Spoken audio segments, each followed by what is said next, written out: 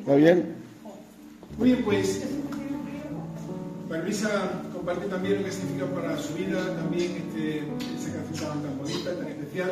Ahí tenéis una abuela, que tenemos también ya nuestra nieta Noa. Sabéis que Raquel y Samuel, recuerdo que la última vez hace un tiempo que vino también fue Samuel y Tami, ¿verdad? También que vinieron aquí con nosotros. Entonces, pues ahora también Samuel ha tenido a su hija y Tami. Y Raquel, pues lo que decimos siempre, si nos parecía lejos, Samuel y Tami en Logroño, pues resulta que Raquel se va a Puerto Rico, así que ahora ya es otra historia. Y bueno, ahí también está sirviendo al Señor, levantando alguna iglesia en Puerto Rico, y yo también como Dios le está recordando de una manera también muy especial. Y quería compartir con vosotros una palabra que en la misma línea de lo que compartía el pastor, ¿no?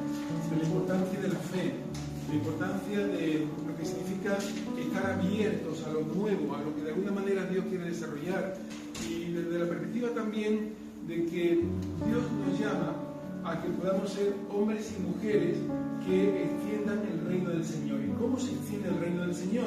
Mateo 28, 19. ¿Y hacer qué? Discípulos. Así que la misión de la iglesia es hacer qué? Discípulos. Por lo tanto, todo lo que se desenfoque de esa misión, estamos simplemente desobedeciendo al Señor, y no estamos enfocados en el propósito del Señor. Que Dios nos llamó a ser creyentes o cristianos o evangélicos, llamó a ser discípulos. ¿Y qué es un discípulo? ¿O qué es una discípula? Es un hombre o una mujer que conoce al Señor en primer lugar, en segundo lugar que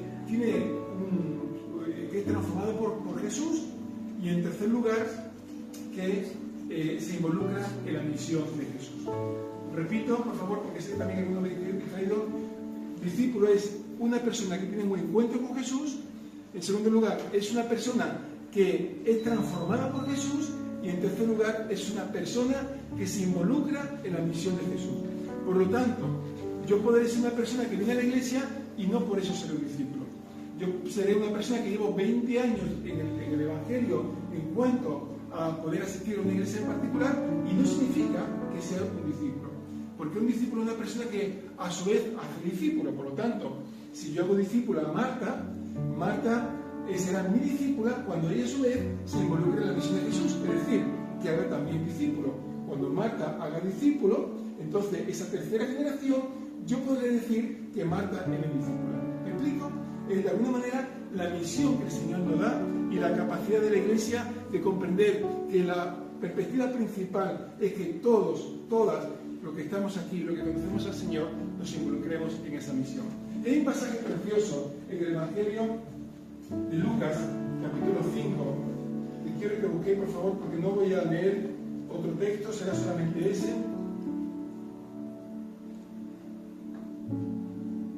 Lucas, capítulo 5, versículo 17 en adelante.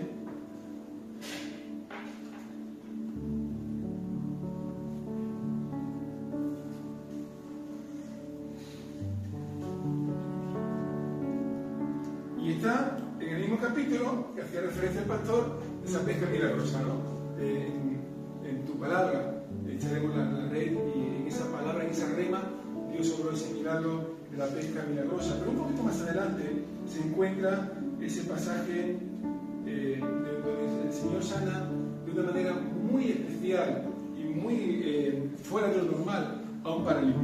Si me acompañáis, capítulo 5 de Lucas, versículo 17, dice así: aconteció un día que él, Jesús, estaba enseñando, y estaban sentados los fariseos y los doctores de la ley, los cuales habían venido de todas las aldeas de Galilea, Judea y Jerusalén. Y qué interesante esta expresión. Y el poder del Señor estaba con él, ¿para qué? Para sanar. Ahora mi pregunta es, ¿cuándo a Jesús le faltó poder para sanar? ¿O le faltó simplemente poder? Nunca. Pero el texto bíblico lo que está haciendo es recalcando, enfatizando precisamente la cuestión de que había algo especial en ese momento en Jesús que todos tenían que ver, o al menos era la obligación. Y dice, versículo 18, y sucedió que unos hombres que traían en un lecho a un hombre que estaba paralítico, procuraban llevarle adentro y ponerle delante de Jesús. Pero no hallando cómo hacerlo a causa de la multitud, subieron encima de la casa y por el tejado le bajaron con el lecho, poniéndole en medio de Jesús. Al ver Jesús la fe de ellos, le dijo: hombre, tus pecados te son perdonados. Entonces los escribas y los fariseos comenzaron a cavilar, diciendo: ¿quién es este que habla blasfemias? ¿Quién puede perdonar pecados sino solamente Dios? Jesús entonces, conociendo los pensamientos de ellos, respondiendo le dijo: ¿qué caviláis? ¿Qué pensáis? ¿Qué farfulláis? Dirían algunos, en vuestros corazones. ¿Qué es más fácil decir: tus pecados te son perdonados, o decir: levántate y anda? Pues para que sepáis que el Hijo del Hombre tiene potestad en la tierra para perdonar pecados, dijo al paralítico: a ti te digo, levántate, toma tu lecho y vete a tu casa. Al instante, levantándose en presencia de ellos y tomando el lecho en que estaba acostado, se fue a su casa, glorificando a Dios. Y todos, sobrecogidos de asombros, glorificaban a Dios y llenos de temor, decían: hoy hemos visto maravillas. Y Padre, en el nombre de Jesús oramos, Señor, que también hoy podamos ver tu maravilla, tu mano poderosa, Señor, y tu generosidad, Señor, abriendo la ventana de bendición del cielo sobre la iglesia, Señor, a tu pueblo que ama, Señor, tus hijos, tus hijas, que hoy sea tiempo, Señor, de ver tu maravilla, de entender, Señor, que tú tienes aquí poder, Señor, en esta tarde para sanar, para restaurar, para confrontar, Señor, para edificar, para impulsar, para llamar, Señor, para hacer que las cosas que no se ven sean, Señor, hechas realidad, Padre, para la gloria y honra de tu nombre. Te lo pedimos en el nombre de Jesús. Amén. Empieza el texto diciendo: aconteció en un día. Y acaba el texto diciendo: hoy, en este día, hemos visto la maravilla. Amén. Así que esta es la cuestión también: cómo cambiar la expectativa, cómo cambiar lo que de alguna manera sería la rutina en expectativa. Cómo cambiar lo que de alguna manera es el día a día, la pesadez de esa rutina diaria, en algo que nos genere expectación. ¿Qué es lo que va a hacer Dios? ¿Qué es lo que va a ocurrir? ¿Qué es de alguna manera lo que va a hacer Dios en mi vida? Y esto es lo que de alguna forma yo le pido al Señor. Me convertí en el año 80, 1980, y de alguna manera empecé a servir al Señor en el pastorado en 1991. Y desde entonces yo sigo diciendo: Señor, yo quiero que cada día sea día de expectativas. Amén. No por lo que yo haya aprendido, por lo que haya experimentado, por mi experiencia particular, yo me quiero conformar. Señor, que cada día tenga capacidad de aprender más de ti y más de tu propósito. Y esto de alguna manera abre una nueva dimensión. Y ahora, ¿qué pasó en ese día? Ese día simplemente fue lo que sabemos. Jesús estaba en Capernaum. Capernaum es una ciudad que está en la zona de Galilea, en el norte de Israel. Y Jesús desarrolló su ministerio, sobre todo no en Jerusalén, sino sobre todo en Galilea, en esa zona del mar del norte, el mar de Galilea. Y ahí, esa ciudad, Capernaum, era un puerto y era como un lugar de encuentro de otras muchas ciudades. Desde Capernaum se extendió la fama de Jesús por toda Israel. Entonces la gente, cuando empezaba a escuchar hablar de Jesús, el que sanaba, el que enseñaba, pues era como un fenómeno. No hacía falta redes sociales, la gente iba corriendo a escuchar a Jesús, a ver si Dios podía hacer algo en su vida. Entonces, cuando se enteraron que iba a un lugar, pues ahí se llenó de gente. Y vino gente desde Jerusalén, gente de todo tipo. Y ahí lo que nos señala en el texto bíblico es que había gente que realmente estaba con expectación de ver qué es lo que Dios hacía, y había otra gente que estaba simplemente a ver dónde podían pillar a Jesús, en qué podía fallar, qué trampa le podían desarrollar para decir: este es un impostor. Así que había diferentes personas en ese foro, gente que estaba con fe y gente que estaba simplemente en una perspectiva religiosa, buscando a ver qué podían hacer para contradecir a Jesús. Pero Jesús era el mismo. Ahí estaba el Dios Todopoderoso. Como decía el pastor, de su boca, su palabra era la que fundó los cielos y la tierra. El universo fueron hechos por el poder de su palabra. Por lo tanto, Él era el Dios todopoderoso, el Dios encarnado, el Dios de los cielos que estaba presente. ¿Qué harías tú si tuvieras esa posibilidad de tener un encuentro con Jesús? ¿Qué harías tú si tuvieras la posibilidad de saber que el Dios todopoderoso, el Dios omnipotente, el Dios trascendente, el Dios que llena, no que llena el universo, sino que el universo está en Él, ahora está presente delante de nosotros? ¿Qué le pedirías? ¿Qué le dirías? ¿Qué buscarías en Él? Así que había gente con expectación y había gente con religión. Había gente con pasión y había gente simplemente que estaba en la primera fila para manifestar lo que ellos son, apariencia. Gente que abría su corazón para poder recibir la enseñanza y otros que simplemente querían manifestar delante del pueblo lo importante que eran, lo famosos que eran o lo que sabían. Y aquí la palabra de Dios nos manifiesta la importancia de esa acción de fe. En esa situación, imaginaros que esto estuviera a rebosar de gente.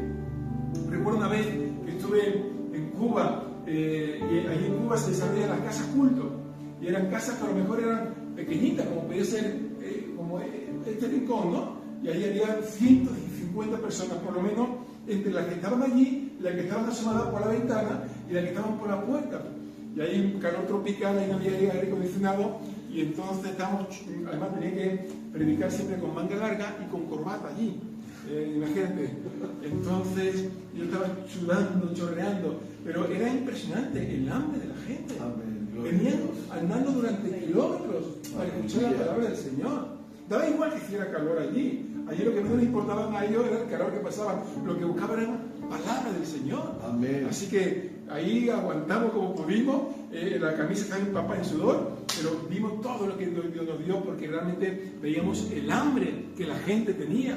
Nunca deja de tener hambre. Amén. Nunca te dejes llevar por la religiosidad. Nunca permita que el hábito, la costumbre, sea más importante que la expectación en el Dios todopoderoso. Amén. Aleluya. Y entonces llegan sus discípulos que se encuentran todos llenos. Y esa gente tenía un amigo. Y yo digo, Señor, lléname de amigos como eso, ¿no? Porque su amigo estaba paralítico, estaba enfermo, también quería estar allí. También tenía expectación de sanidad. También deseaba que Dios lo pudiera transformar de alguna forma, en este caso físicamente. Pero no había forma de entrar. Y aquí la cuestión también es que ellos desarrollaron una labor de discipulado. Cogieron a su amigo, lo montaron en la camilla y lo llevaron a Jesús. ¿Cuál es la función del discipulado? Llevar a la gente a Jesús. No llevarlo a una iglesia, no llevarlo a una comunidad cristiana, no llevarlo, claro que sí, que hay que traerlo a la iglesia, pero el objetivo principal no es que venga a la iglesia, el objetivo principal es que venga a Jesús. Amén. Nuestra misión como maestro es llevar a la gente a Jesús, no a nosotros, no a nuestra forma de vivir, no a nuestra forma de desarrollar actividades, es a Jesús. Todas las demás cosas tienen como objetivo que la gente tenga un encuentro personal con Jesús. Entonces cogieron a su amigo paralítico, lo metieron en la camilla y se lo llevaron hasta la casa, pero no podían entrar. Y se encontraron un límite. Y esto representa, es una analogía como de los límites personales que nos encontramos en la vida.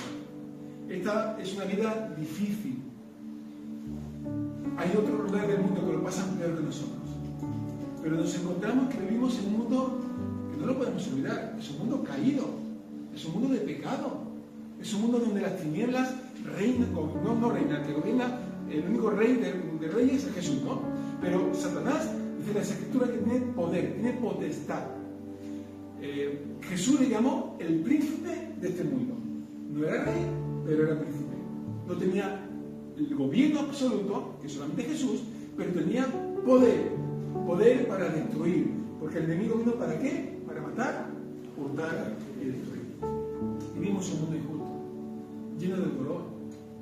Y si pudiéramos compartir aquí durante un tiempo experiencias personales que se hayan vivido, podríamos entender el dolor que se alberga en muchos corazones, la incomprensión de la injusticia que se ha vertido sobre nosotros en muchos momentos, el por qué se ha actuado de forma que de alguna manera no ha afectado a la vida. Y uno se queda también como marcado en ese sentido de injusticia, de dolor. Vemos ideología que se desarrolla en este tiempo sobre nuestro país, sobre todo el planeta, que de alguna manera atentan contra la vida, atentan contra los principios bíblicos. Y como dice la palabra, a lo bueno se le llamará malo y a lo malo se le llamará bueno. Este es el tiempo en que ocurre eso. El tiempo en el que por ley se establece lo contrario a lo que dice la palabra del Señor. El caso más evidente es el tema de la vida y del aborto. Nosotros somos hombres y mujeres que decimos que la vida la da Jesús y que solamente Jesús la puede quitar. Amén. Por lo tanto, todo lo que me obligue a mí o me lleve de alguna forma a poder también viabilizar la muerte, creo que va en contra rotundamente de los principios del Señor. Entonces vivimos en un mundo caído que provoca dolor, que provoca sufrimiento. Y ante eso, ¿qué podemos hacer? Lo que podemos hacer es precisamente entender que la única solución está en Jesús. La única esperanza está en Jesús. La única posibilidad que realmente nuestra vida tenga expectativas de futuro está en Jesús. Lo vemos actualmente en personas que ponen su esperanza, por ejemplo, ¿no?, en la política. Y de repente el partido o el gobernante de turno, porque de alguna manera había puesto su expectativa, le falla. Y te encuentras con que ahora está frustrado, decepcionado y tantas cosas.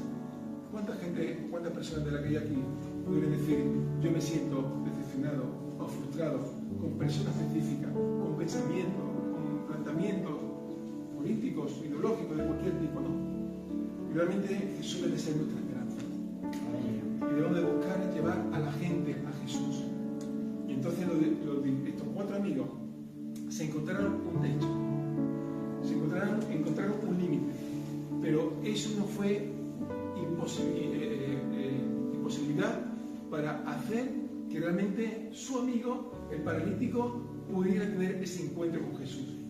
Y ante ese techo, ante ese límite, ellos decidieron ir por el techo y entonces por el techo meterse en la sala. Y imaginar que de repente ahora se abren unas cuantas placas del techo y nos encontramos que empiezan a bajar una persona.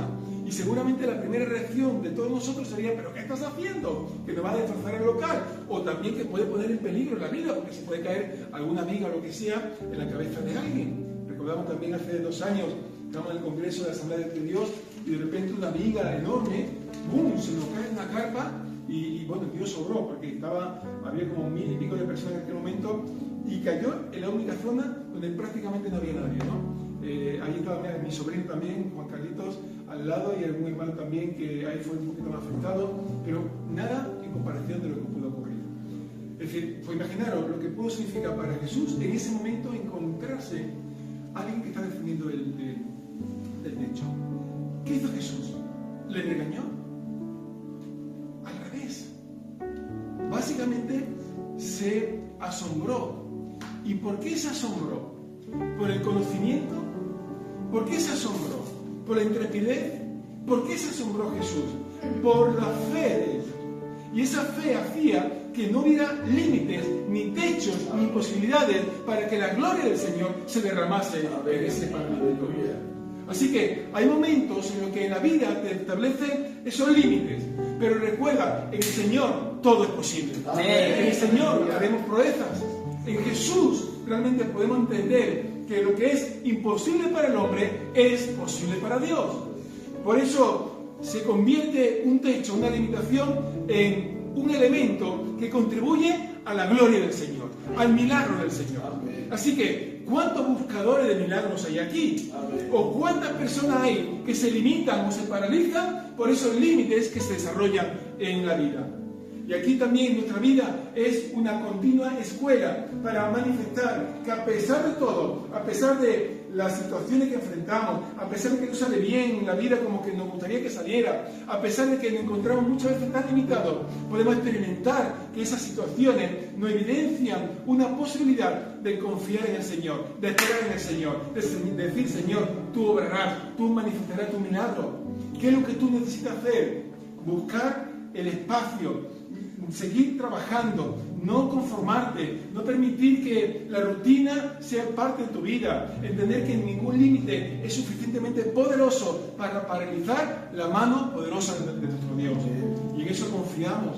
Y entonces Dios, cuando lo ve bajar por el techo, Él le dice: tus pecados te son perdonados. ¿Qué es lo que necesitaba ese hombre paralítico? Era evidente: sanidad. No hacía falta ser un gran personaje. Jesús estaba viendo un paralítico. Pero sin embargo no le dijo: yo te sano, sino le dijo: yo te perdono los pecados.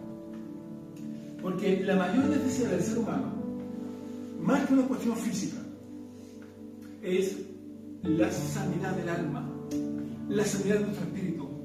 Y mientras que vivamos en pecado, estamos alejados de Dios. Y la vida del pecado es antagónica al propósito del Señor. Dios nos llama a vivir en santidad, pero esa vida en santidad no es por nuestra fuerza, porque nadie lo puede hacer.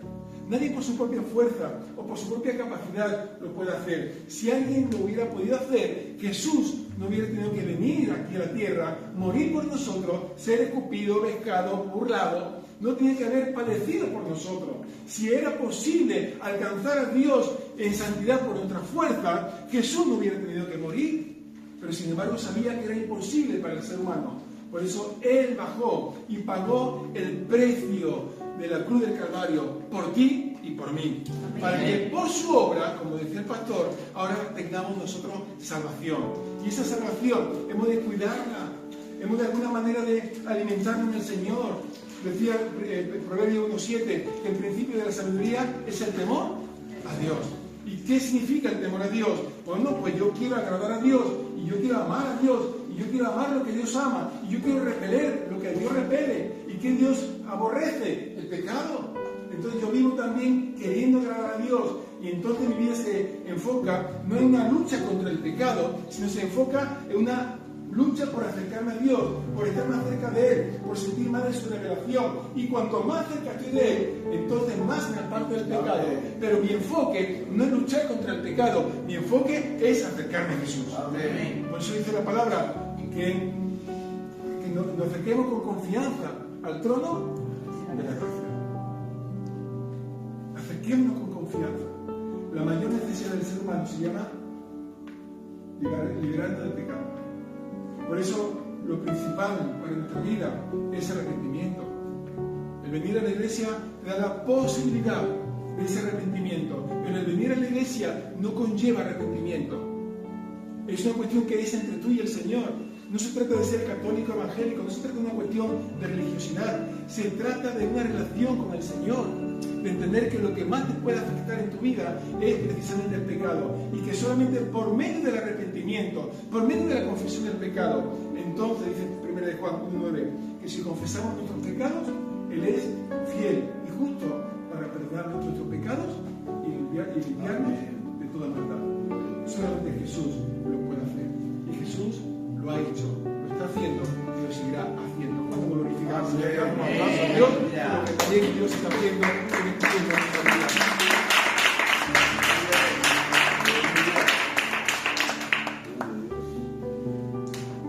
Así que Jesús le dice: tus pecados te son perdonados. Y entonces vienen los religiosos. La reacción de los religiosos es decir: ¡ah, blasfemia! Vamos a ver. Si tú ves a un paralítico ser sanado, ¿tú te vas a poner a hablar de teología? ¿No parece ridículo? ¿Te vas a poner de formas eclesiales de cómo hay que manejar la iglesia? ¿Qué es lo que importa? Que la gente sea salvada, que la gente sea liberada, que la gente sea sanada y levantada en el nombre del Señor. Entonces, ellos evidenciaron su corazón ennegrecido y duro cuando, a la luz de un milagro, a la luz de esa obra de los amigos que estaban bajando por el techo al paralítico, en vez de alegrarse, simplemente se pusieron a contradecir a Jesús.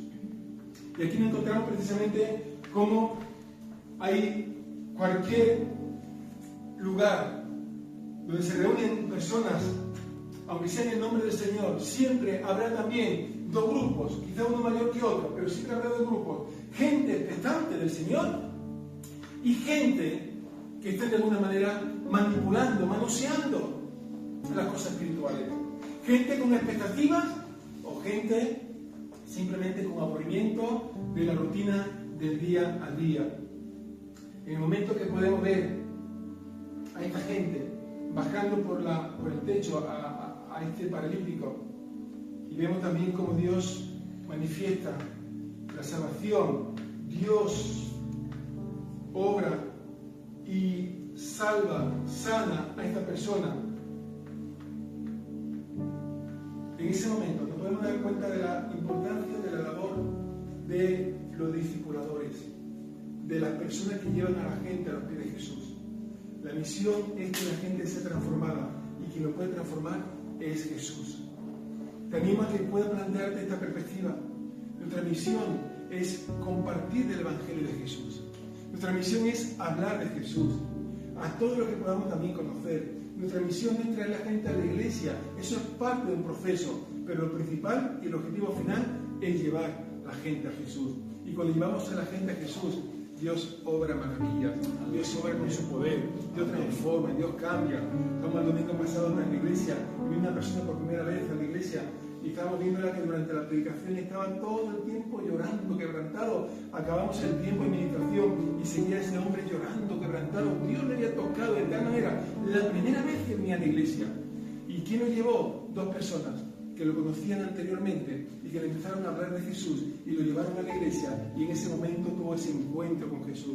Así que Dios sigue siendo el Dios que obra maravillas, prodigios y milagros en este día. El mismo Dios de ayer es el Dios de hoy, lo seguirá siendo el de mañana. ¿Cuántos dicen amén? Amén. Dios, el Dios Todopoderoso. Necesitamos creer en ese Dios que rompe los límites, que rompe los techos. Pero Dios necesita gente que se asombre con Dios, gente que le crea a Dios, gente que se acerque a Dios con expectación, y gente que también diga: Señor, yo quiero glorificarte a ti. ¿Y cómo glorificamos a Dios? En que llevemos fruto. Ese fruto que sea abundante, dice la escritura en Juan, en el Evangelio de Juan, y ese fruto que permanezca. ¿Cuál es el fruto? Decíamos en Mateo 28, hacer discípulos. Por lo tanto, ese mensaje, ese enfoque ha de ser como un objetivo final, porque si no, podremos hacer muchas cosas y no estar cumpliendo la misión. Ahora, por ejemplo, estamos viendo la Eurocopa, ¿no? ¿Cuántos futboleros hay aquí? Uno, menos mal, como España, ¿no? Y el pastor dos son dos ya, y yo tres también, ¿eh? Así que ya se van animando, ya se van animando. Así que hay expectación con España, muchísima, ¿no? Pasamos de nada a pensar que vamos a ser un campeón de Europa, ¿no? Y como perdamos con Georgia ya pasamos al desastre. Ahora, imagínate, el mejor jugador de la historia, por supuesto ha sido Messi del Barça, ¿no? Por supuesto el mejor.